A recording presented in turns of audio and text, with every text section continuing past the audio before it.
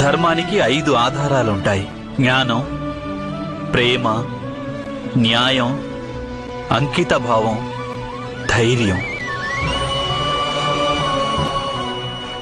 నీవు నన్ను ప్రశ్నించావు కదా ద్రౌపది, నీవు ఏ కారణాన జన్మించావని?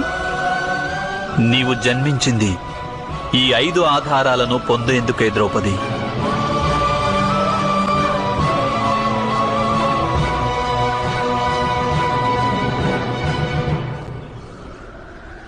దేవతలన్నారు, నీవు ఆర్యావర్తన భవిష్యత్తుని నిర్మాణం కావిస్తావని.